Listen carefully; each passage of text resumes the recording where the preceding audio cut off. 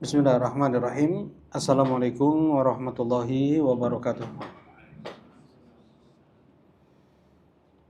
Innal hamdalillah nahmaduhu wa nasta'inuhu wa nastaghfiruh wa na'udzu billahi min shururi anfusina wa min sayyiati a'malina. May yahdihillahu fala mudilla lahu wa may yudlil fala hadiya lahu. Asyhadu an la ilaha illallah wahdahu la syarika lahu wa asyhadu anna Muhammadan abduhu wa rasuluh sallallahu alaihi wa ala alihi wa sahbihi wa sallama tasliman katsira, amma ba'd. Qala Allah ta'ala fil Qur'anil Karim, ya ayyuhalladzina amanu taqullaha wa qulu qawlan sadida yuslih lakum a'malakum wa yaghfir lakum dhunubakum wa may yuti'illaha wa rasulahu faqad faza fawzan 'azima. Alhamdulillah bifadlillahi wa rahmatihi wa ihsanihi. Kita bersyukur dengan memuji Allah Subhanahu wa taala yang di malam ini kembali Allah mudahkan kita untuk berkumpul di rumahnya dalam majlis ta'akhi, majlis kita menyambung tali persaudaraan di atas Islam, saling mencintai karena Allah. La yu'minu ahadukum hatta yuhibba li akhihi ma yuhibbu li nafsihi. Belum sempurna iman salah seorang di antara kalian sampai dia mencintai saudaranya, menginginkan kebaikan untuk saudaranya sebagaimana dia menginginkan kebaikan tersebut untuk dirinya. Majlis at-tadzakur, majlis saling mengingatkan. Sebagaimana firman Allah, wa dzakir fa inna dzikra tanfa'ul mu'minin. Saling mengingatkanlah kalian karena saling mengingatkan itu bermanfaat untuk kaum mukminin. Majlis at-tanasuh, majlis saling menasehati, majlis at-tawasi, saling mewasiatkan, mengamalkan firman Allah surat Al-Asr, wal 'asr innal insana lafi khusrin illa alladhina amanu wa 'amilus shalihat wa tawassaw bil haqq wa tawassaw bis sabr. Demi masa sungguh manusia benar-benar berada dalam kerugian, kecuali berada dalam kerugian dunia akhirat, kecuali mereka yang beriman. Allah kecualikan yang selamat dari kerugian dunia akhirat itu adalah mereka yang beriman. Ternyata nggak cukup hanya modal iman saja untuk selamat dari kerugian dunia akhirat, harus pula ada bukti, wa amilus shalihat, mereka yang beramal saleh. Illal ladzina amanu wa amilus shalihat, kecuali mereka yang beriman dan beramal saleh. Ternyata nggak cukup hanya iman dan amal soleh, harus tawasi, saling tawasau bil haq, at-tawasi, saling mewasiatkan di atas al-haq, di atas kebenaran. Wat tawasi bis sabr, dan saling tawasau bis sabr, saling mewasiatkan di atas atau dengan kesabaran. Harus sabar dalam wasiat-mewasiatkan untuk mengingatkan keluarga kita, sholat saja perlu sabar. Mengingatkan istri kah, anak kah, ya adik kah, orang-orang yang kita cintai, harus sabar. Wa'mur ahlaka bis salat wastabir 'alaiha. Kata Allah di surat Thaha, perintahkan keluargamu untuk salat. Kemudian Allah menggunakan kalimat wastabir 'alaiha. Bukan wasbir, bukan sabarlah engkau. Ya, menyuruh mereka untuk sholat itu sabar engkau, bukan itu. Wastabir. Apa wastabir? Lebih lagi maknanya. Ya, tambah hamzah dan ta. Harusnya wastabir, harusnya seperti itu. Ya, orang Arab susah bilangnya kayak gitu. Jadi tak jadi to karena sebelumnya huruf shad. wastabir 'alaiha, dan sabarkan betul-betul dirimu sungguh-sungguh untuk mengingatkan, memerintahkan keluargamu untuk sholat. Kayak gitu maknanya. Ada makna lebih lagi, bukan hanya sekedar sabar. Ya, wastabir 'alaiha. Di situ untuk saling mengingatkan saja perlu kita sabar. 24 jam Allah kasih waktu, satu hari satu malam. Kali satu pekan 24 kali satu pekan. Masya Allah, luar biasa matematikanya tuh ya, nggak perlu mikir kayak Iqbal. 168 dikasih bocoran sama Bang Felis tadi pagi soalnya.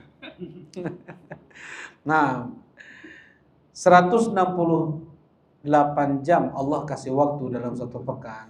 Waktu banyak kita habiskan dengan pekerjaan kita, dengan keluarga, dengan ini dan itunya.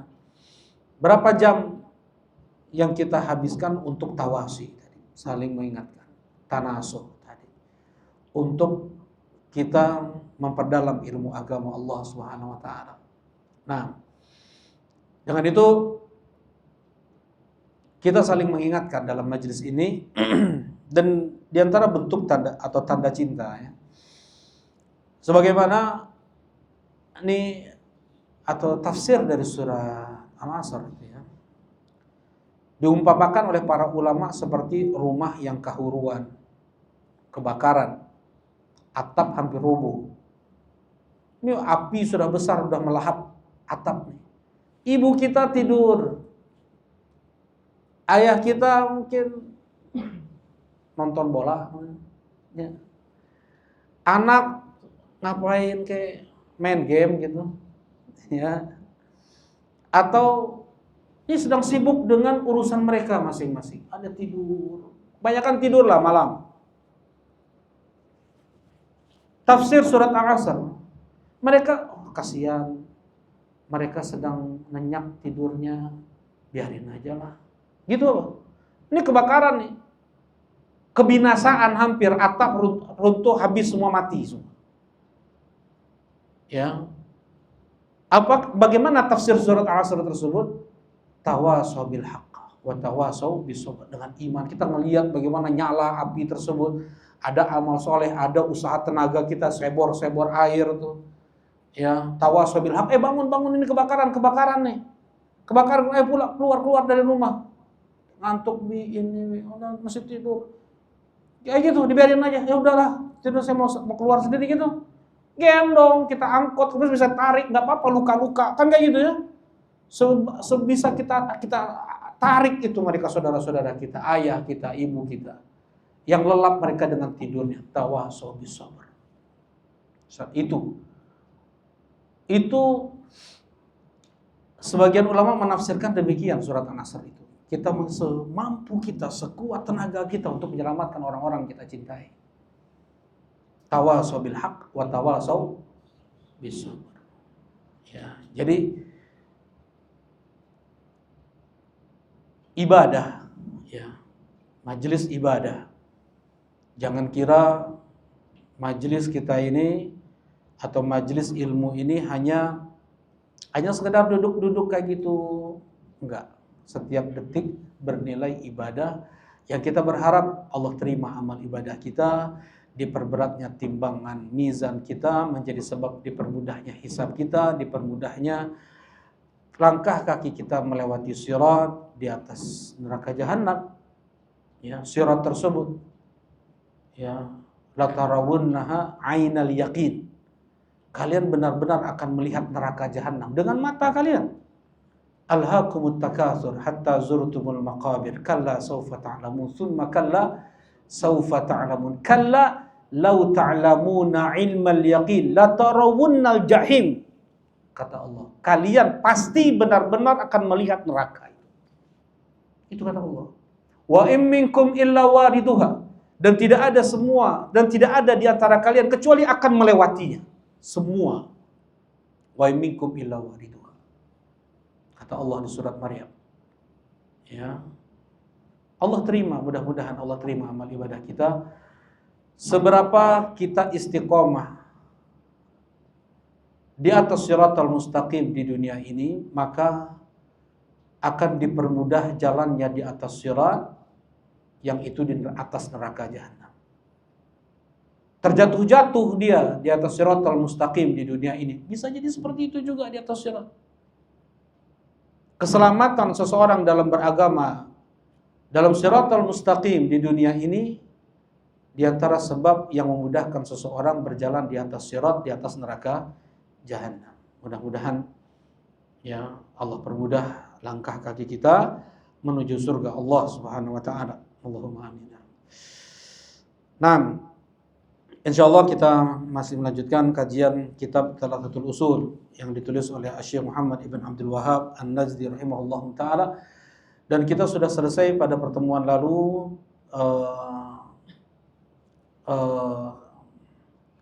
al-istighotsah. Apa bedanya al-istighotsah dengan al-isti'adzah? Kak Iqbal?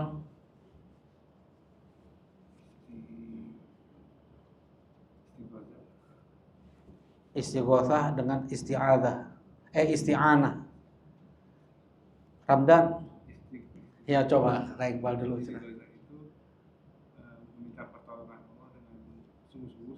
Sungguh-sungguh. Kalau isti'anah main-main gitu. Canda-canda atau mana? Gimana Ramdan? Allahu a'lam. Sahih. Bagi Ki? Belum merojaan. Tip. Novel.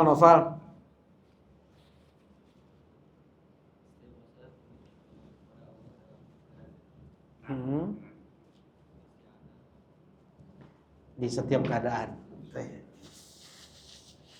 Istighotsah meminta pertolongan kepada Allah dalam keadaan darurat, dalam keadaan penuh tekanan. Seorang istri yang sedang melahirkan nih, proses melahirkan kan berat itu. Istighotsah. Allahumma aghithni, Allahumma aghithni. Ya Allah, berikanlah pertolonganmu kepadaku. La ilaha illa anta subhanaka inni kuntu minadh dhalimin. Ya, itu diantara doa-doa agar terlepas dari itu doa-doa istighotsah agar terlepas dari kesulitan. Ya. Nah, ini doa Nabi siapa tuh? La ilaha illa anta subhanaka inni kuntu minadh dhalimin. Fathah Nabi Yunus. Siapa nama lain Nabi Yunus? Nama lain Nabi Yunus alif. Salman. Kif Salman. Azga Putu. Itu mah nama ayahnya. Yunus ya. Dhunnun. Jazakallah khair. Dhunnun. Ya Dhunnun atau akan tergantung i'rabnya ya. Wa dhannun idh dhahaba mughadiban fadhanna an la naqdiru alaihi fanada fil dhulumati an la ilaha illa anta subhanak inni kuntu minadh dhalimin. Di surat Al-Anbiya. Ya, Allah sebutkan Dhunnun. Baik. Rasulullah beristighotsah kapan? Kang Rama lanjutkan.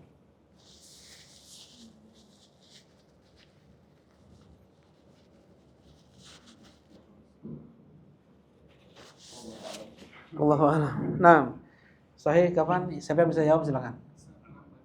Ketika perang Badar. Ya. Jumlah pasukan Nabi sedikit. Ya, jumlah kaum musyrikin banyak. Idh tastaghitsuna rabbakum fastajaba lakum anni mumiddukum bi alfin minal malaikati murdifin. Ya. Istighotsah Rasulullah sallallahu alaihi wasallam. Nah, ini adalah ibadah para nabi. Ya, jadi yang pertama kali yang kita ingat ketika mendapatkan musibah besar tersebut adalah Allah Subhanahu wa taala. Maryam alaihi salatu wasalam ketika sudah dibuatkan satu ruangan untuk fokus ibadah, tidak bisa orang masuk, tiba-tiba ada laki-laki masuk di ruangan tersebut. Enggak langsung teriak tuh Maryam, tolong, enggak.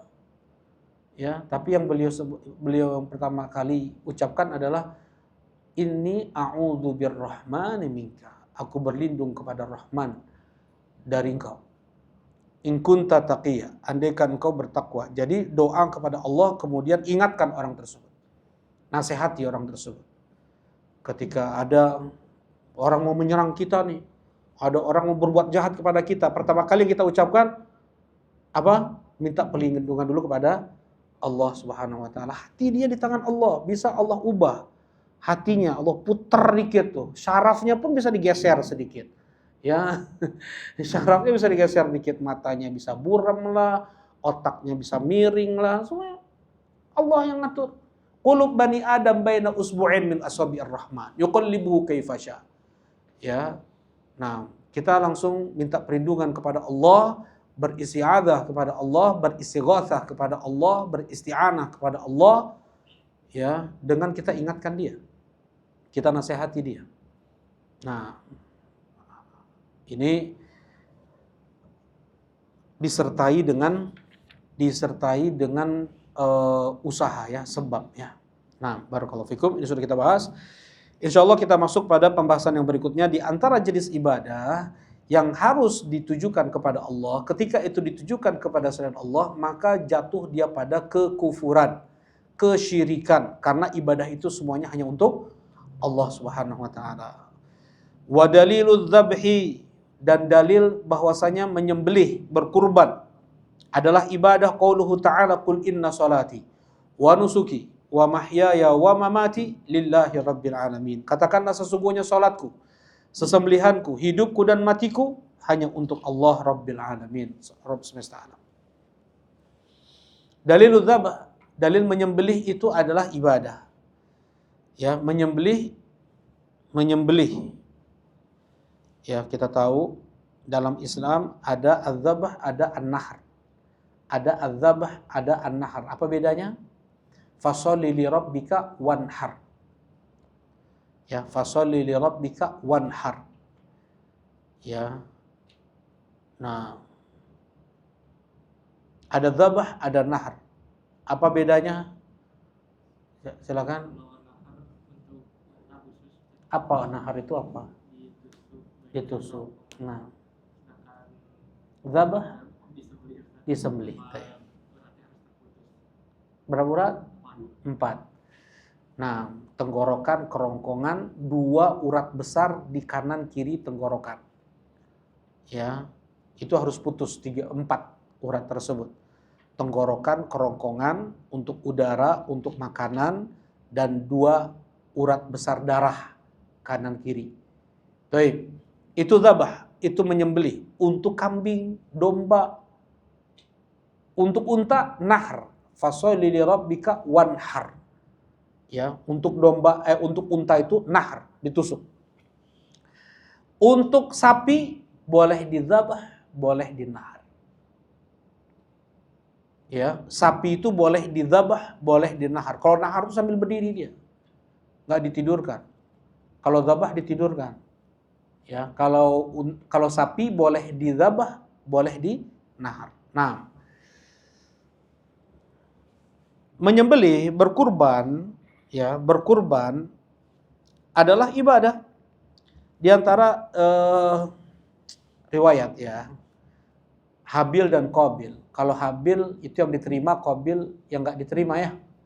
Cenah namanya, kan kita nggak tahu namanya, itu Israiliyat.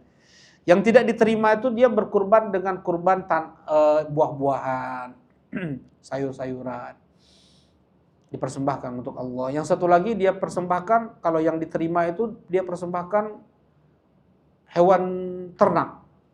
Ya. Dia persembahkan untuk Allah Subhanahu wa taala. Nah, kurban untuk Allah di dalam Islam ada 3. Yang pertama adalah aqiqah. Lahir anak wajib hari ke-7 atau enggak disembelihnya? Kang Rama? Ya? Enggak. Jadi boleh hari pertama langsung lahiran langsung potong sembelih. Enggak sebelum 7 hari. Oh, enggak boleh. Boleh Kang Rama. Boleh. Nah, jadi enggak wajib hari ke-7 ya. Boleh sebelum hari ketujuh, boleh hari pertama, kedua. Maksudnya masalah bolehnya, tapi sunnahnya apa?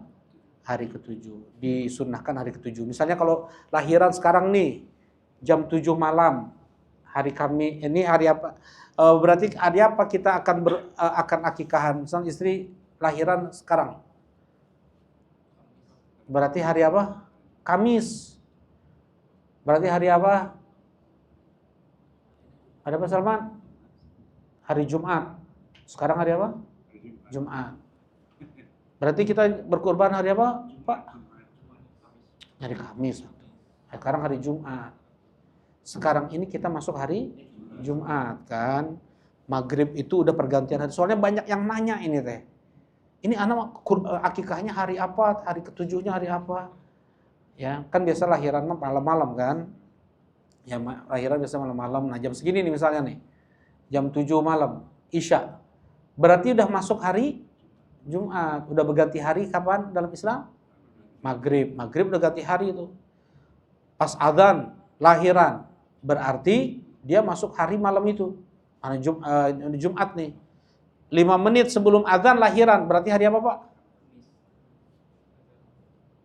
Hari Kamis. Berarti kurbannya akikahnya hari, kalau hari Kamis. Jadi hari apa tuh? Hari Rabu, betul. Jelas ini ya? Bukan hari Kamis lagi, bukan. Tapi hari Rabu. Ya. Hari Rabu nyembelihnya. Nah, nyembelihnya hari Rabu. Gini aja misalnya. Ini hari Jumat nih kan. Lahiran. Pas jam 7 lahiran. Kita kurbannya hari apa? Kurbannya hari Kamis. Ya. Mulai masuk Kamis hari apa? Kapan waktunya? Rabu pada maghrib. Pada maghrib kita kurban. Tet. Sembelih tuh kambing. Ya, makannya besok siangnya. Kan gitu kan? Biasanya juga tukang di pasar itu kambing kan satu malam dibiarin itu biar turun dulu darah airnya biar kering dulu dagingnya kan gitu ya. Nah, boleh itu. Boleh.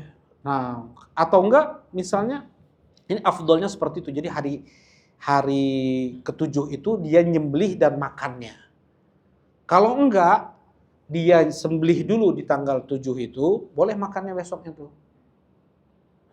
Jelas ya, mungkin dia nunggu hari Sabtunya kah, nunggu hari Ahadnya kah, biar orang-orang libur.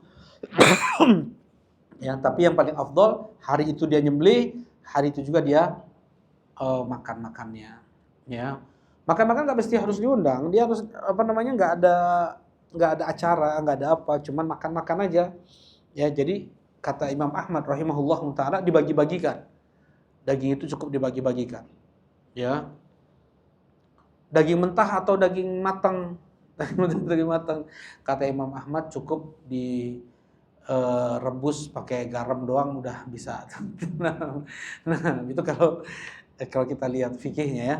Nah, ini akikoh. Ini tentang akikoh. Kalau nggak bisa tanggal 7, boleh setahun kemudian, 2 tahun kemudian. Selama anak ini belum balik. Kalau sudah balik, habis sudah waktunya. Akon Nabi SAW Rasulullah SAW berakikah untuk dirinya sendiri. Hadis ini dhaif. Ana ikut pendapat hadis ini dhaif. Syekh bin Baz menghasankan, ya silakan. Kalau Ana ikut pendapat Syekh Mukbil yang mengatakan hadis ini dhaif. Kenapa? Karena para sahabat tidak dinukilkan dari mereka mengakikahkan diri mereka sendiri tuh.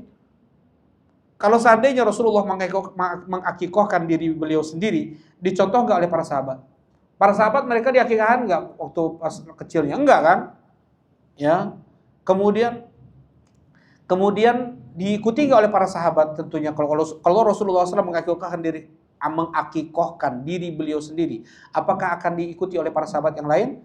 Akan diikuti. Banyak nggak dalilnya tentunya? Akan banyak. Ini nggak ada satupun. Jelasin insyaallah. Ya. Kalau suatu perbuatan itu diulang oleh Nabi atau banyak dilakukan, itu akan banyak riwayatan datang kepada kita tentang sholat lah. Berapa banyak itu hadis datang tentang sholat. Tentang kunut, nggak ada dalil, cuma satu itu hadis itu aja. Dan dalam hadisnya Rasulullah kunut sampai meninggal. Berarti berapa lama? Berarti nggak sekali 2 kali kan Rasulullah melakukan kunut. Kenapa cuma satu datang hadisnya? Jelas ini? Harusnya datangnya banyak, datang dari tentang sholat gerhana berapa kali terjadi? Satu kali di zaman Nabi, berapa puluh hadis yang datang dari Nabi SAW. Jelas ini insyaallah? Baik. Nah, jadi kalau untuk ya walaupun ini kalau kunut masalah khilaf bisa terjadi, bisa dibilang itu masalah khilaf. Ya ada sebagian orang enggak khilaf. Kalau ada masuk jatuh itu masalah khilaf. Ya, tetapi kita melihat mana yang lebih rajih. Nah, baik. Nah, ini yang pertama. Yang kedua apa? Berkurban untuk Allah. Yang kedua al-udhiyah ya, al-udhiyah yaitu kurban di tanggal 10, 11, 12, 13. 10, 11, 12, 13 Dzulhijjah. Ya. Berkurban di tanggal 10, 11, 12, 13 Dzulhijjah. Nah, berkurban untuk Allah. Nah, dalam bentuk syukran, bersyukur kepada Allah Subhanahu wa taala dengan harta, dengan anggota badan. Ya, betul-betul dengan tangan dia berkurban, enggak dia wakilkan. Itu yang terbaik. Nah, memang berkah. Kita enggak akan kebayar lah nikmat yang Allah berikan kepada kita. Rasulullah diberikan Al-Kautsar aja oleh Allah, diperintahkan Nabi untuk fasholli li rabbika wanhar. Kita diberikan oleh Allah Subhanahu wa taala nikmat luar biasa. Ini Islam ini enggak ada ganti. Enggak ada yang kita korbankan seluruhnya untuk Islam ini. Ya, untuk sunnah ini. Enggak ada yang lebih besar nikmat daripada nikmat Islam ini. Ya, masih kita satu detik dicabut oleh Allah nikmat Islam. Gimana tuh? Ini berarti setiap detik hidup kita Allah masih berikan nikmat apa tadi? Hidayah, ya enggak? Nikmat besar tuh. Satu detik Allah cabut rahmatnya, Allah cabut hidayahnya, murtad dia. Kafir. Ya, terancam gugur seluruh amalannya tuh. Habis. Ini setiap detik. Fasholli li rabbika wanhar. Nyembelih.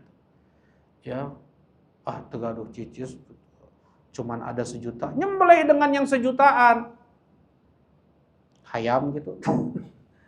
Apa yang 1 jutaan Kang Rama? Apa emang ada hewan kurban harga 1 juta? Masya Allah. Anak jangan kambing. Kalau kambing dia harus 1 tahun. Anak domba yang 6 bulan. Kata Imam Syafi'i 6 bulan jada. La tadbahu illa musinah, kata Rasulullah SAW. Jangan kalian berkurban kecuali sudah cukup umur.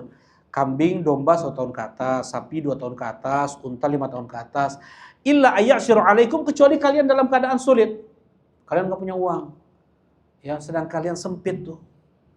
Ya, nggak lapang ekonomi kalian pada saat itu. Fatadbahu jaz'atan minad dha'an, maka sembelihlah oleh kalian anak domba betina. Bukan jangan berkurban kalian, Rasulullah nggak bilang kayak gitu. Ya, bukan jangan berkurban kalian, tapi berkurbanlah dengan anak domba.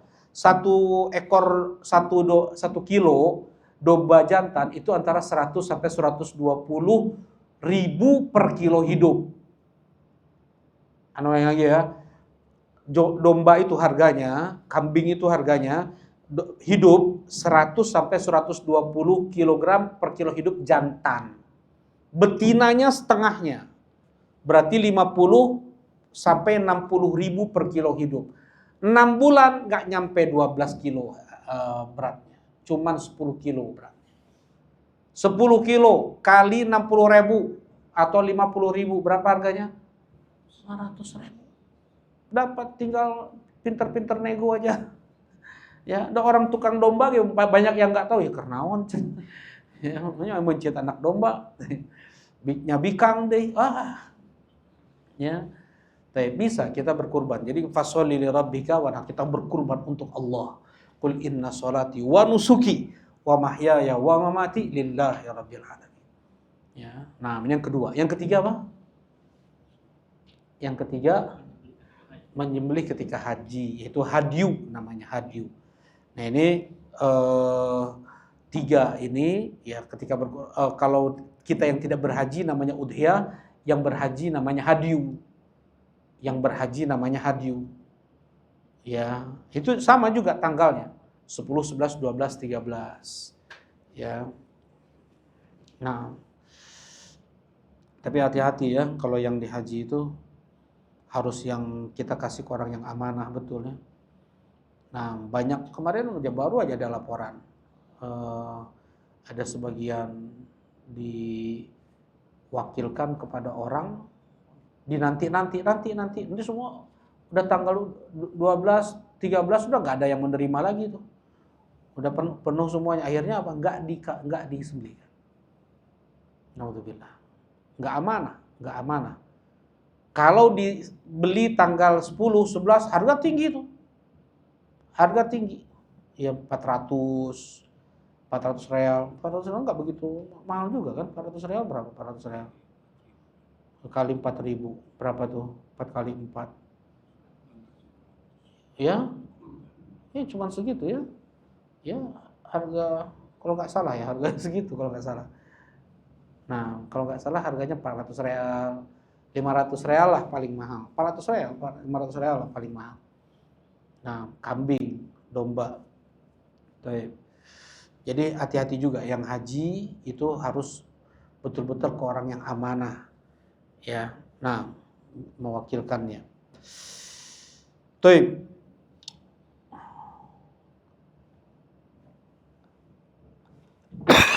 Kemudian ada jenis jenis menyembelih yang hukumnya sunnah. Ya, bukan ibadah juga. Tetapi bukan untuk bukan fokus pada kurbannya, tetapi untuk menjamu tamu. Kita punya keluarga datang dari jauh, sahabat datang dari jauh, kita potong kambing nih, kita potong ayam kita. Nah ini hukumnya sunnah untuk menjamu, bukan untuk mengagungkan dia datang. Beda lagi. Ya, kita potong sebagaimana yang dilakukan oleh Nabi siapa? Nabi Ibrahim. Ya, Nabi Ibrahim yang beliau pencit anak sapi, subhanallah, anak sapi beliau sembelih.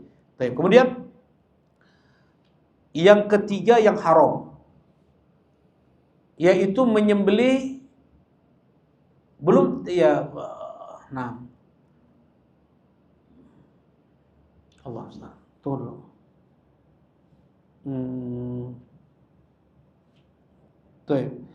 Nanti dulu. Yang syirik dulu ya. Yang syirik adalah dia yang berkurban untuk selain Allah, ada bentuk pengagungan dan bentuk penghinaan diri. Ada bentuk pengagungan kepada yang dia sembelihkan kepadanya, ada juga bentuk penghinaan diri kepada orang atau sosok tersebut, yaitu berkurban. Nah, inilah yang dikatakan berkurban ibadah untuk selain Allah, seperti kepada jin, nyerorok tidur perlu tumbal, ya sebelum bangun rumah potong kambing dulu, mau masuk rumah potong kambing dulu. Bukan potong kambing untuk syukuran, bukan, tapi untuk jin penunggu daerah tersebut agar tidak diganggu, ya. Kemudian mau masuk hutan dia potong dulu. Nah, yang seperti ini bentuk taqarrub kepada selain Allah Subhanahu wa taala. Ini syirik. Juga sebagian mengagungkan orang terhormat. Ya, presiden datang dipotong kerbau. Baru turun dari bandara dipotong kerbau. Masuk ke suku tertentu nih potong kerbau. Ya, nah yang seperti ini, atau babi biasanya, kalau nggak kerbau babi biasanya. Nah, kerbau pun ada kerbau bule biasanya. Nah, ini bentuk kurban untuk selain Allah, yang itu hukumnya syirik. Baik. Kemudian ada yang hukumnya mubah, yaitu menyembelih untuk ittijar, untuk tijarah, untuk diperdagangkan, ya, atau untuk makan.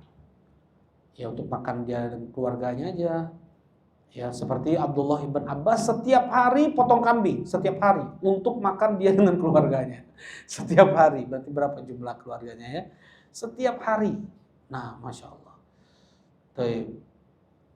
Nah, untuk dia jual belikan, hukumnya boleh. Nah, ini hukumnya mubah. Karena Allah Subhanahu wa taala menciptakan binatang ternak pun diantaranya untuk ditunggangi, untuk dimakan. Awalam yarau anna khalaqna lahum mimma amilat aydina an'aman fahum laha malikun. Wa dzallalnaha lahum, di antara binatang ternak itu ada yang kami tundukkan untuk mereka. Faminha rakubuhum, ada yang bisa ditunggangi, wa minha yakulun, ada juga di antara mereka yang dimakan. Ada juga di antara binatang tersebut untuk mereka makan. Nah, ini perincian untuk menyembelih, hukum menyembelih ya. Nah, ada di zaman umat terdahulu datang dari Nabi SAW masuk surga karena sebab lalat, masuk neraka karena sebab lalat juga. Ya, dua orang mau melewati satu kampung. Kampung itu ada berhala dan orang kampung itu bilang, kalian silakan lewat kampung kami, tapi kalian harus persembahkan sesuatu untuk berhala kami. Ini kami muliakan, ini dewa kami ini. Nah, yang mempersembahkan sesuatu silakan lewat. Kami nggak bawa apa-apa, kata dua orang ini. Idbah walau zubaban, sembelihkan atau berkurbanlah walaupun dengan seekor lalat. Ya. Yang satu berkata, saya tidak akan berkurban kecuali hanya untuk Allah, walaupun lalat. Dipotong kepalanya orang ini, dibunuh, masuk surga dia karena seekor lalat. Yang satu lagi dia cari lalat, dia potong kepalanya di hadapan berhala tersebut, lolos bisa jalan dengan selamat. Dia masuk neraka karena seekor lalat. Ya. Kumaha ya. Kan dalam Islam kalau dipaksa boleh enggak? Nyembelih kamu untuk selain Allah. Kalau enggak kamu saya bunuh. Dalam Islam gimana? Kunci itu hati kita walaupun apa? Ya menentang. Hati kita tetap tenang dengan keimanan. Enggak boleh ini. Ya, dan ini perbuatan syirik. Hati kita harus menentang seperti itu. Ya. Nah, boleh kita untuk berkurban untuk selain Allah di saat kita diancam mukroh. Nah, ini kenapa ini masuk neraka alif? Karena tidak ada pengingkaran. Ini jawaban yang pertama. Orang tersebut dalam lafadznya adalah faqarrabahu. Dia berkurban dengan kelapangan hatinya. Kalau dilihat dari lafadznya, dia tidak mengingkari perbuatan tersebut. Dia dengan kelapangan hatinya dia berkurban untuk selain Allah itu. Yang pertama. Yang kedua, ini syariat umat terdahulu. Tidak boleh, nggak ada mukroh. Sekalipun dia dipaksa, tetap dia tidak boleh berkurban kecuali hanya untuk Allah Subhanahu wa taala. Nah, ini jawaban sebagian ulama karena Rasulullah menceritakan umat terdahulu. Ya. Baik. Nah, kemudian wabina sunnah, dari sunnah la'anallah man dzabaha li ghairillah. Allah melaknat orang yang berkurban untuk selain Allah. Ini Rasulullah bilang, la'anallah. Allah melaknat orang yang berkurban untuk selain Allah. Ini artinya apa? Ini pengabaran atau ini doa dari Nabi sallallahu alaihi wasallam? Hafian. Allah melaknat, la'anallah man dzabaha li ghairillah. Allah laknat itu apa? Dicabut dari rahmat Allah. Dijauhkan dia dari rahmat Allah. Nah, kita semua kan Islamnya kita ini karena rahmat Allah. Kalau dicabut tuh murtad udah, enggak ada keinginan dia untuk ibadah lagi. Dia udah keinginannya jahat-jahat aja tuh, jelek-jelek aja. Itu dicabutnya rahmat Allah dari seorang hamba. Nah, ini bentuknya kalau dalam bahasa Arab ya, ini khobar atau insya. Insya, apa berarti? Kalau insya apa? Artinya apa insya? Apa insya? Apa insya, apa khobar?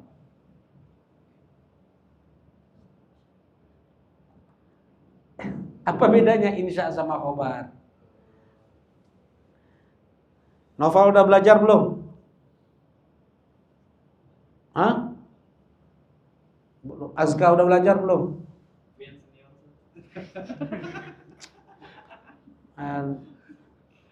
Antum udah belajar belum sabit? Udah belajar? Pelajaran apa? Apa bedanya insya sama khobar? Kalau khobar,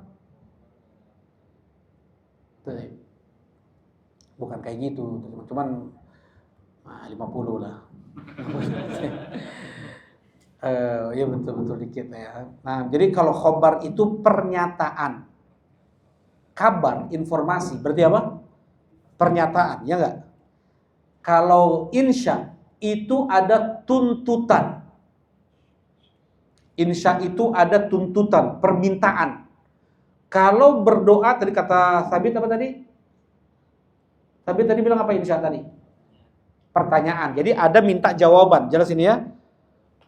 Ada minta jawaban. Jadi insya itu ada minta jawaban, ada dia memohon, berdoa, minta pengabulan, ada larangan, minta untuk ditinggalkan, ada doa memanggil, minta untuk datang. Itu semua insya. Jadi apa istilahnya bahasa Indonesianya, Bang Teddy? Jadi kalimat yang itu ada mengandung permintaan gitu, permintaan untuk ditinggalkan, permintaan untuk datang, permintaan agar angan-angan tercapai, mimpi itu agar tercapai. Jadi ada tamanni, ada taroji, ini sebenarnya di Ilmu Balaghah ya. Ilmu Balaghah dalam Ma'ani. Jadi kan ada pernyataan, nah lawan dari pernyataan itu apa? Enggak, beda. Taroji itu namanya taroji. Taroji itu bagian dari insya. Insya itu kalimat yang mengandung tuntutan, ada permintaan. Entah permintaan untuk dijawab, yaitu siapa nama kamu, itu insya. Bukan pernyataan kan? Nama saya adalah Sabit, itu namanya khobar. Jelas ini? Ya. Jangan kamu lakukan itu. Itu kan bukan khobar, tetapi itu apa? Insya. Ya. Andaikan malam ini terus. Ini pernyataan atau insya? Andaikan malam ini, insya dong. Insya, taroji namanya. Ada tamanni, ada angan-angan, ada harapan, banyak. Munada. Maksud Anda kayak gini. Kenapa kok tadi Anda sampai masuk ke sini ya? La'anallah man dzabaha li ghairillah. Itu insya atau khobar? Kang Rama. Allah melaknat orang yang berkorban untuk selain Allah. Itu insya atau khobar? Khobar. Ada yang bilang insya enggak? Enggak ada. Enggak. Maksudnya ini bisa insya. Bisa insya artinya dari doa Nabi SAW. La'anallah man dzabaha li ghairillah. Rasulullah berdoa, mudah-mudahan Allah melaknat orang yang berkurban untuk selain Allah. Jelas ini? Ya, ini belum selesai nih. Yang pertama apa tadi? Insya.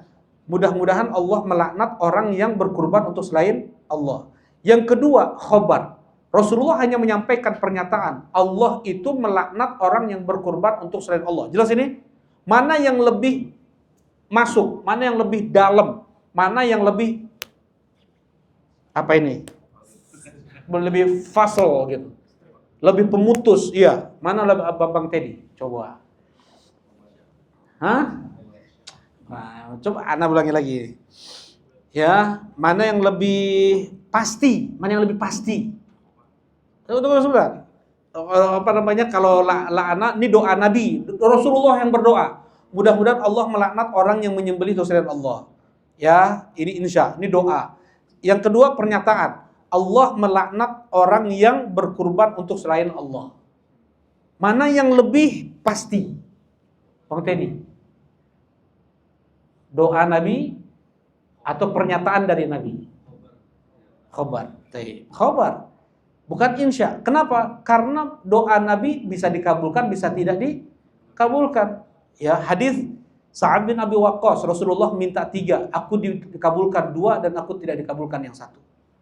Ya, Rasulullah pernah berdoa kepada Allah 3 hal, dua dikabulkan, dua dikabulkan, satu tidak. Berarti apa? Pernyataan itu lebih dalam daripada insya gitu. Baik. Nah, di sini la'anallahu man dzabaha li ghairillah. Ya, bisa ini maknanya adalah khabar, sudah pasti orang yang berkurban untuk selain Allah itu dia akan terkena laknat Allah Subhanahu wa taala. Baik. Nah, kemudian kita masuk yang setelahnya, wa dalilun nadar. Dalil bahwasanya nadar itu adalah ibadah. Qauluhu ta'ala yufuna bin nadri wa yakhafuna yawman kana syarruhu mustatira. Mereka menunaikan nadar. Allah memuji mereka yang menunaikan nadar. Kalau Allah memuji sesuatu berarti sesuatu itu adalah ibadah. Apabila Allah memuji suatu perbuatan, Allah memuji suatu ucapan, maka ucapan dan perbuatan itu adalah ibadah. Jelas ini insyaallah. Nah, apa itu nadar? Ini dalilnya nadar ya. Apa itu nadar? Nadar itu maknanya sama dengan aujaba, mewajibkan. Nadar tu ai aujabtu. Aku bernadar berarti aku mewajibkan. Ya. Baik, itu makna arti bahasa nadar. Kemudian hukum nadar adalah makruh. Kok ibadah makruh kumahanya? Ya.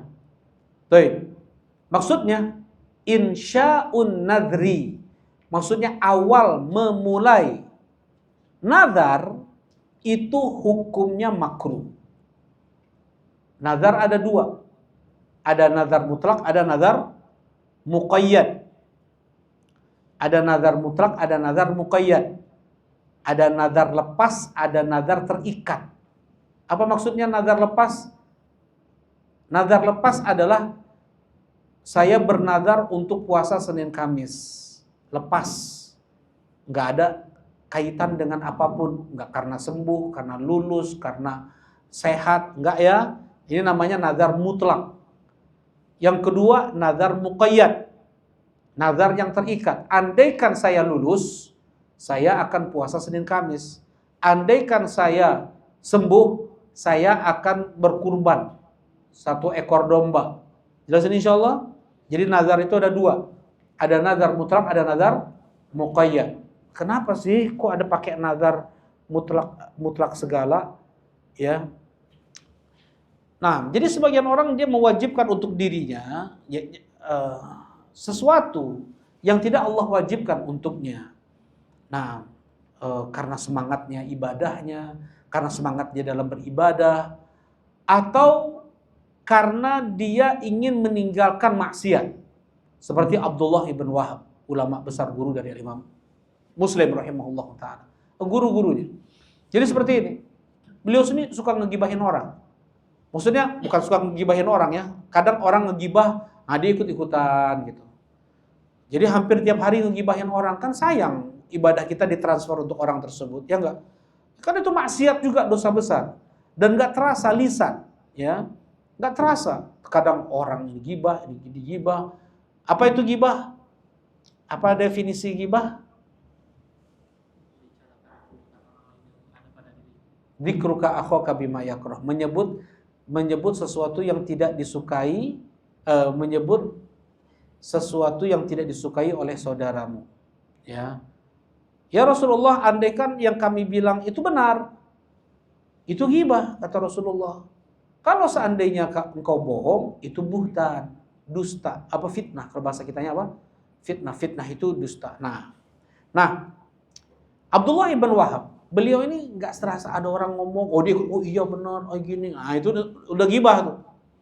Ya. Nah, beliau bernazar. Andaikan saya ngegibahin satu orang, maka saya akan puasa 1 hari. Maksudnya beliau ingin melawan maksiatnya. Jelas ini? Beliau ingin meninggalkan maksiat tersebut. Ya. Beliau bernazar kalau saya gibahin satu orang, 1 hari saya puasa. Tiap hari puasa. Tiap hari puasa. Maksudnya kan ingin mempersulit beliau kan. Ibadah itu yang tidak Allah wajibkan. Ingin mempersulit beliau agar bisa beliau tertahan. Nanti kalau gibahin orang ingat puasa. Jadi lapar misalnya jadi besok. Nah, misalnya dia ada tadi lepas terus, dia ini puasa terus tiap hari.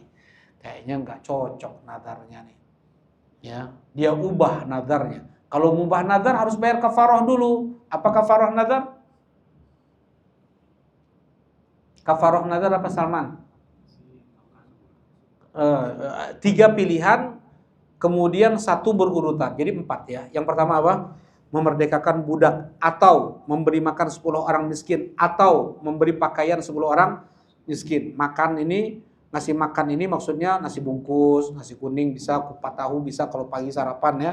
Kalau siang mungkin nasi warteg kayak gitu, pakai telur bungkus. Enggak, kalau sebagian banyak orang nanya gimana ngasih makan teh gitu.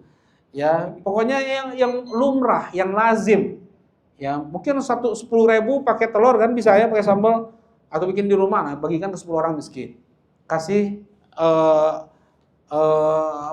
minuman, air mineral satu. Kita lanjutin pada Isya, insyaallah. Alhamdulillah, assalamualaikum warahmatullahi wabarakatuh. Bismillahirrahmanirrahim. Assalamualaikum warahmatullahi wabarakatuh. Alhamdulillah, wassalatu wassalamu ala rasulillah, amma ba'd. Nah, kita melanjutkan kajian kitab Thalathatul Usul yang ditulis oleh Syekh Muhammad Ibn Abdul Wahhab An-Najdi rahimahullah ta'ala. Kita masuk pada ibadah terakhir yang disebutkan oleh Syekh Muhammad bin Abdul Wahhab yang harusnya ditujukan untuk Allah. Tetapi banyak para penyembah kubur melakukan ibadah ini untuk para wali, para nabi, orang-orang soleh yang sudah mati. Kuburiyun, yaitu nazar. Ya, ibadah nazar mereka tujukan kepada para wali. Saya bernazar untuk wali fulan, saya bernazar untuk nabi fulan. Dan karena nazar adalah ibadah, ketika itu diperuntukkan, dipersembahkan untuk selain Allah, maka dia telah menyekutukan Allah. Dalil nazar itu adalah ibadah di surat Al-Insan ayat 7. Allah memuji mereka yang menunaikan nazar. Maka apabila suatu perbuatan atau ucapan dipuji oleh Allah, maka itu adalah ibadah. Dan apabila dipersembahkan untuk selain Allah, maka dia telah menyekutukan Allah ya dalam hal ibadah. Nah, nazar hukum asalnya adalah makruh. Kenapa makruh? Karena yang pertama, karena dia mewajibkan untuk dirinya apa yang tidak Allah wajibkan.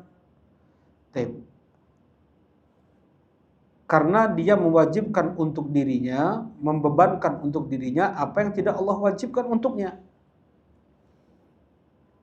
Padahal Allah menginginkan untuk hamba-hambanya kemudahan. Yuridullahu bikumul yusra wa la yuridu bikumul usra. Allah menginginkan untuk kalian kemudahan dan Allah tidak menginginkan untuk kalian kesulitan. Dengan seseorang bernazar berarti dia membebankan untuk dirinya apa yang tidak Allah bebankan untuknya.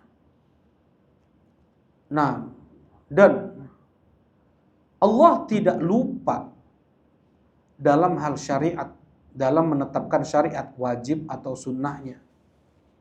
Ya, wa ma kana rabbuka nasiya, dan Allah itu tidak lupa. Tidak pernah lupa. Wa ma kana rabbuka nasiya. Jadi ketika Allah tidak mewajibkan suatu ibadah, bentuk kasih sayang Allah kepada seorang hamba. Nah, bentuk rahmat Allah untuk seorang hamba. Ketika perkara tersebut ditinggalkan, maka tentunya dia berdosa. Dia berjanji, bersumpah kepada Allah, yaitu bernazar ya, kepada Allah untuk sholat tahajud selama dia hidup. Berarti apabila dia tinggalkan satu kali, satu malam, maka dia sudah jatuh pada maksiat, meninggalkan yang wajib. Nah jadi Ini yang pertama, kenapa nazar itu makruh? Karena dia membebankan untuk dirinya apa yang tidak Allah bebankan untuk dirinya. Ini yang pertama. Yang kedua, karena nazar itu keluar dari orang yang pelit, kata Rasulullah SAW. Innama yustakhraju bihi minal bakhil, hanya keluar dari orang yang pelit. Dia mau beribadah, ibadah saja. Ya. Nah, kemudian yang ketiga, nazar itu tidak akan mengubah takdir. Nazar itu tidak akan mengubah takdir. Jangan sampai seseorang meyakini sembuhnya dia karena nazarnya dia. Lulusnya dia karena nazarnya dia untuk Allah. Ya, selamatnya dia karena dia sudah bernazar kepada Allah. Ini justru berbahaya keyakinan seperti ini, karena Allah tidak membutuhkan amal ibadah kita. Ya. Bernazar atau tidak bernazar, takdir Allah tidak akan berubah. Ya, dia bernazar atau tidak bernazar, takdir Allah tidak akan berubah. Ya memang dia sembuh, takdir Allah seperti itu, bukan karena nazarnya. Nah, mau dia bernazar dengan apapun nazarnya, takdir dia nggak akan sembuh. Jadi nazar itu kata Rasulullah pun tidak akan mengubah takdir. Ya, dan hati-hati ucapan seseorang ketika dia meyakini bahwasanya sembuhnya dia itu karena nazarnya, selamatnya dia karena nazarnya, lulusnya dia karena nazarnya, seolah-olah Allah membutuhkan ibadah dia. Dan Allah tidak membutuhkan siapapun dan apapun ibadah apapun. Nah, tidak menambah kemuliaan Allah andaikan seluruh manusia jadi Nabi Muhammad semua. Tidak mengurangi kemuliaan Allah andaikan semua makhluk iblis, naudzubillah. Ya. Allah tidak membutuhkan ibadah. Mana dalilnya? Ya ayuhan nas antumul fuqara'u ilallah wallahu wal ghaniyul hamid. Wahai sekalian manusia, kalian itu sangat fakir, sangat membutuhkan Allah, bukan Rob di sini. Allah tidak menggunakan kata-kata ya ayuhan nas antumul fuqara ila rabbikum, enggak seperti itu. Ya ayuhan nas antumul fuqara ilallah. Apa bedanya? Apa bedanya? Apa bedanya? Antumul fuqara ilallah, antumul fuqara ila rabbikum. Apa bedanya? Ramdan tahu bedanya? Nah, ada yang tahu bedanya? Ya. Nah, kalau rabbikum Taib, Masya Allah, jazakallah khair. Wahai sekalian manusia, kalian sangat membutuhkan Allah. Berarti apa? Ibadah. Kalian sangat membutuhkan untuk kalian beribadah kepada Allah. Kalian persembahkan sesuatu untuk Allah. Kalau ila rabbikum, kalian sangat membutuhkan Rabb, yang itu apa? Yang ngasih rizki, yang mengatur, yang menjaga, ya. Jadi ibadah lebih dibutuhkan daripada makan minum, penjagaan, kesehatan, apa semuanya. Itu bedanya. Jelas ini insyaallah. Nah, disebutkan oleh para ulama tafsir dalam hal ini. Jadi manusia itu sangat membutuhkan ibadah daripada makan, daripada minum, daripada nafas. Kita bernafas itu dari rububiyah Allah Subhanahu wa taala. Allah yang mengatur, memberi rizki, ya. Dan kita beribadah, kita persembahkan ibadah tersebut untuk Allah, itu jauh lebih kita butuhkan. Baik. Nah, ya, itu yang ketiga. Yang ketiga, nazar tidak mengubah takdir. Barakallahu fikum. Tadi nazar terbagi menjadi dua. Nazar mutlak dan nazar muqayyad. Nazar mutlak itu nazar lepas, ya, nggak ada kaitannya dengan apapun. Yang kedua adalah nazar muqayyad, yaitu nazar yang terikat, seperti kalau Allah sembuhkan saya akan berkurban, saya akan puasa, seperti itu. Nah, ada seorang ulama, dia yaitu Abdullah ibn Wahab, beliau ingin meninggalkan maksiat yang biasa, yang sering beliau lakukan. Ghibah nggak terasa, akhirnya beliau bernazar untuk puasa. Ya, ternyata beliau puasa tiap hari. Beliau harus mengubah nadarnya. Beliau ingin sekali meninggalkan maksiat ghibah tersebut. Akhirnya beliau harus mengubah nadarnya. Dan kalau mengubah nadar harus bayar kafaroh. Kafaroh itu 3 pilihan 1 urutan. Yang pertama memerdekakan budak. Yang kedua memberi makan 10 orang miskin. Yang ketiga memberi pakaian 10 orang miskin. Ini pilihan, pilihan. Pakaian itu seperti misalnya gamis, gak cukup cuman peci doang 10 dibagi-bagiin gitu ya. Ya, tapi pakaian 10. Nah, ini 3 pilihan. Gak mampu salah satu di antara yang 3 ini, baru urutan yang terakhir yang keempat yaitu puasa 3 hari. Apakah wajib berturut-turut? Abdullah ibn Mas'ud mengatakan wajib berturut-turut. Sedangkan sahabat yang lain tidak mengatakan wajib berturut-turut, boleh dia pisah. Ya, 3 hari puasa 3 hari. Baik, diubahlah nazar Abdullah ibn Wahab. Andaikan aku menggibahi seseorang, maka ya aku akan bersedekah dengan 1 dirham. Maka aku akan bersedekah dengan 1 dirham. Dan mereka para ulama itu banyak yang tidak punya ya. Seperti Abdullah bin Wahab banyak yang nggak punya. Baik, beliau setelah bernazar untuk bersedekah dengan 1 dirham, maka tidak pernah lagi aku menggibahi orang. Ya, karena beliau dalam keadaan sulit, pikir dulu kalau misalnya mau gibahin orang harus kerja dulu. Ya, nah itu memerangi maksiat ya dengan bernazar seperti itu. Ya, memerangi maksiat dengan bernazar. Nah, nazar mutlak sebenarnya, nazar mutlak ya. Nah, yang kedua adalah nazar muqayyad, tadi sudah disampaikan. Baik.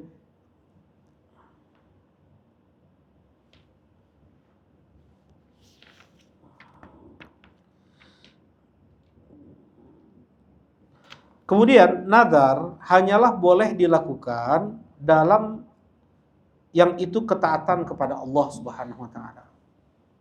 Ya, nazar yang itu adalah ketaatan kepada Allah Subhanahu wa taala. Apabila mengandung maksiat, maka tidak boleh ditunaikan. Ya.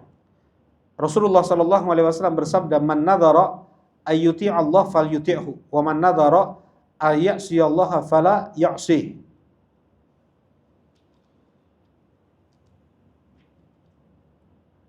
Siapa yang bernazar untuk taat kepada Allah, maka hendaknya dia taati Allah, tunaikan. Apabila dia bernazar untuk memaksiati Allah, ya, maka jangan dia maksiati Allah.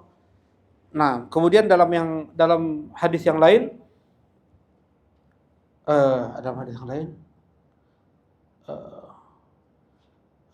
la nadra Allah Ustaz. Jadi tidak boleh bernazar kecuali untuk yang dia miliki. Seperti saya bersedekah, saya bernazar untuk menyedekahkan motor teman saya misalnya. Nah, ini kan nggak benar ya. Jadi maksiat. Nah, ini ada contohkan, yaitu nazarnya seorang wanita, dia ini istri dari penggembala unta sedekah Nabi SAW. Jadi banyak para sahabat berzakat atau sedekah unta. Jadi unta ini unta kaum muslimin digembalakan oleh sepasang suami istri. Baik. Kemudian ada Uraniyun, yaitu beberapa orang dari suku Uraina, dia datang ke Madinah, berpura-pura ternyata masuk Islamnya. Nyampe di Madinah sakit. Rasulullah SAW suruh sahabat untuk mengobati dia dengan air susu unta yang sudah dicampur dengan air kencing unta. Ya, jadi air kencing unta hukumnya najis atau enggak? Enggak, bahkan bukan sekedar enggak najis, bahkan boleh diminum ya. Dan harganya pun lebih mahal daripada susu unta. Coba, iya, susu unta cuma 5 real, 10 kencing unta 10 real harganya, lebih mahal di botol yang sama. Nah, sembuh, beberapa orang ini sembuh. ternyata, dan unta ini dia nggak bisa seperti sapi dikandangin gitu, nggak bisa. Untuk diperah itu harus sambil digembalakan, ya, di padang seperti itu. Nah, kemudian setelah mereka sehat, 3 orang atau 4 orang, lupa ya, mereka bunuh yang laki-lakinya nih, yang penggembala unta Nabi itu dibunuh sama dia. Semua unta Nabi dibawa kabur, sama istri dari orang ini pun dibawa kabur oleh mereka bertiga berempat ini.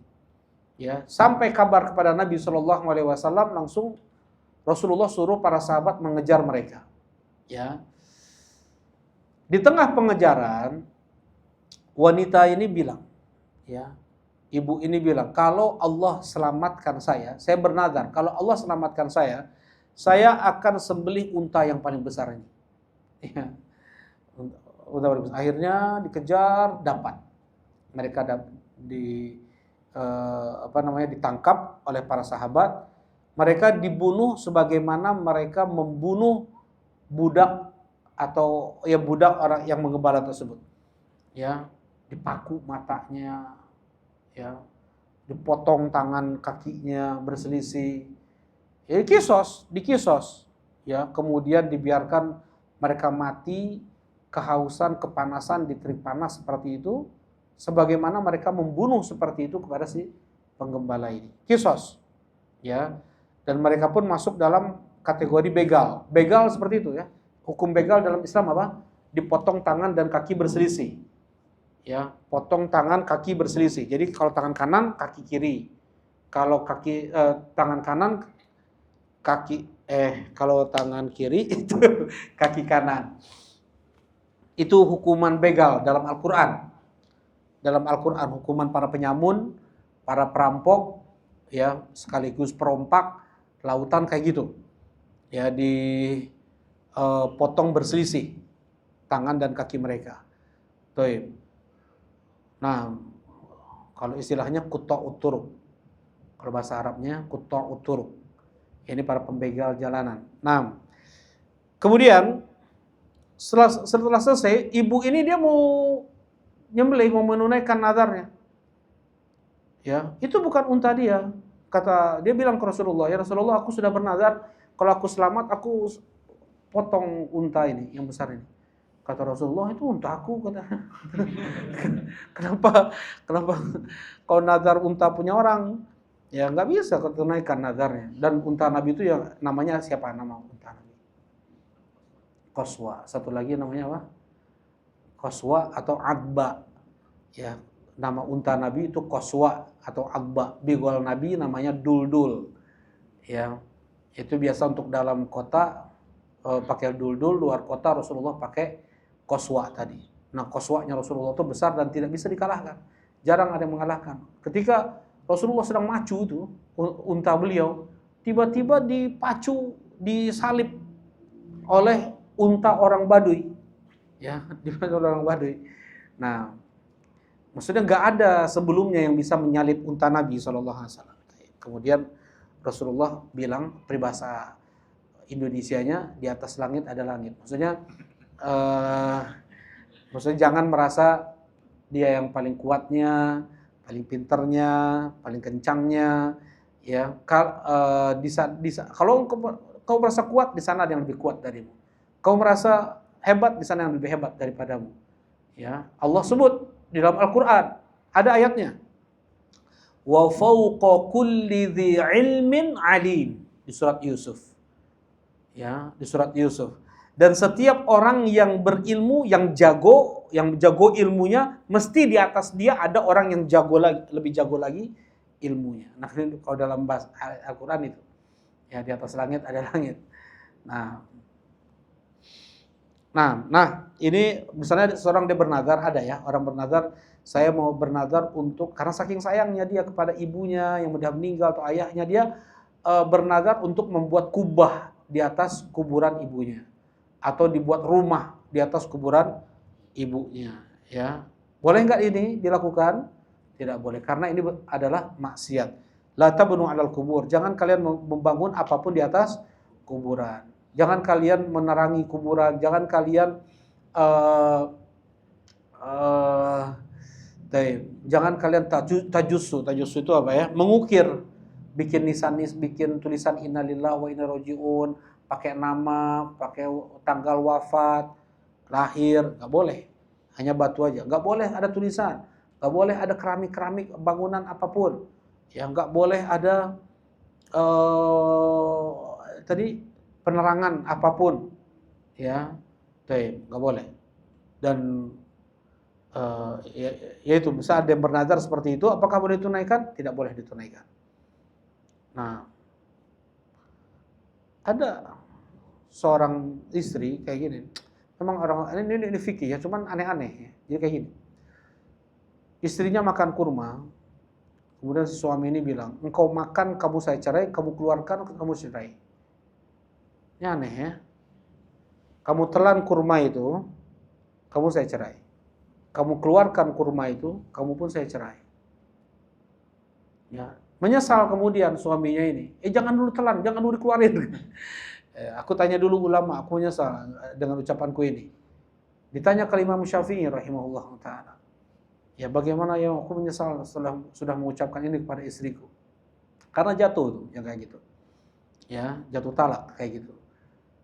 Kata Imam Syafi'i, cerdasnya beliau, makan setengah, keluarin setengah. Nah, makan setengah kurma, keluarin setengah kurma. Jadi nggak kena nadarnya, nggak kena sumpahnya. Nah, jadi memang ada sebagian orang aneh-aneh ya. Ya, nah ini untuk nadar, ya. Dan wal khulasu anna an-nadhr mutlaq 'ala al-ibadat mafruḍah umuman wa yutlaq 'ala an-nadhr al-khass wa huwa ilzamul insan. Wa qasama al-ulama nadhr khass ila aqsam mahal basatuha kutub fiqh. Ini contoh dari yang terakhir ya. Kita mau masuk landasan yang kedua, sepertinya panjang nih. Silakan, ada yang mau ditanyakan? Tafadhol. Landasan yang kedua kita tunda. Silakan. Bedanya kambing sama domba. Waduh, itu orang kota ya. Nah, apa bedanya kambing sama domba? Kalau kambing itu rambutnya lurus dan berjenggot jantannya. Nah, kalau domba rambutnya gimbal, nggak ada jenggotnya. Yang keriting kan ya? Ya betul, yang keriting, biri-biri. Nah itu. Telinganya kalau kambing panjang, kalau domba pendek dia. Nah, dan Rasulullah SAW berkurban dengan 2 ekor domba, bukan kambing. Ya. Nah,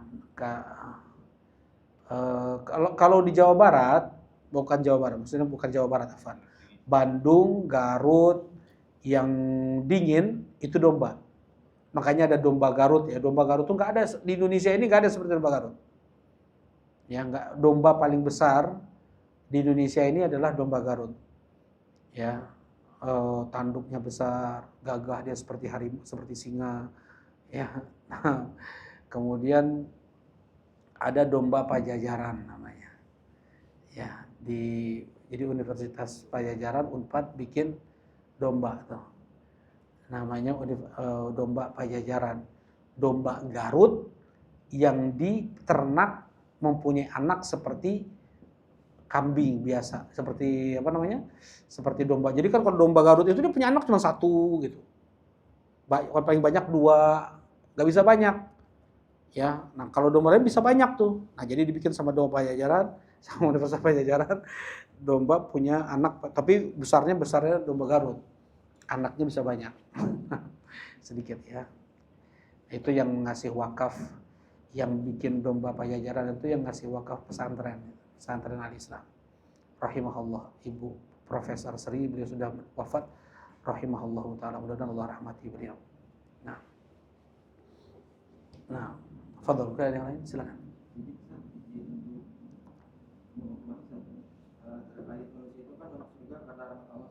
Nah, kemudian cara mendapatkan itu dengan beramal soleh itu benar. Seseorang masuk surga itu karena rahmat Allah. Dan Allah limpahkan tenang. Allah jadikan amal soleh yang kita lakukan itu pun sebenarnya dari rahmat Allah juga. Dengan rahmat Allah yang luas, Allah jadikan amal ibadah kita yang tidak seberapa menjadi sebab untuk masuk ke dalam surga Allah Subhanahu wa taala dan dijauhkan dari neraka Allah Subhanahu wa taala. Baik. Jadi amal soleh pun sebenarnya bagian juga dari rahmat Allah. Betul. Nah, tetapi ada usaha, nggak hanya sekedar dia bersandar pada rahmat Allah saja. Ada ada perbuatan yang dia lakukan. Nah, barakallahu fikum. Silakan, bukan ada yang lain?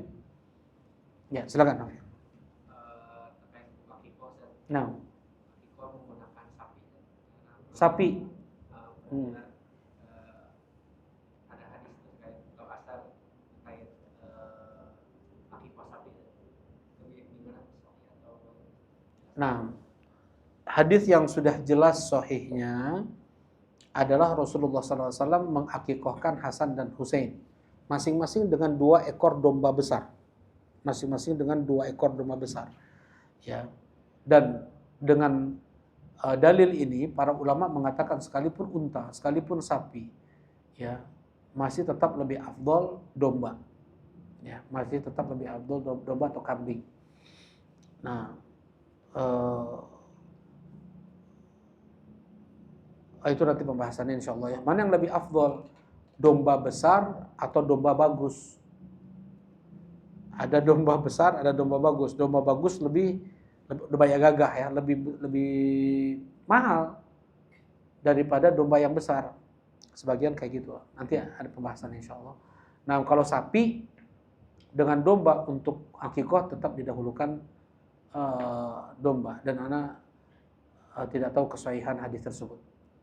Nah, barakallahu fikum. Kalau hadisnya jelas sahih, Rasulullah berkurban mengakikahkan Hasan dan Husain dengan masing-masing 2 ekor domba. Wallahu a'lam. Nah, masih ada? Ya, silakan. Wantu barakallahu fikum. Yang pertama kan ada tentang berita tentang Israeliat gitu, cerita-cerita gitu. Nah, Sikap kita itu sebaiknya gimana ya tentang berita Israeliat itu? nah, Kadang kan ada yang ceritanya kayak menjelek-jelekan. Nabi. Yang kedua, ya, terus yang kedua tentang yang adabnya orang Arab Badui ya, Ustaz ya.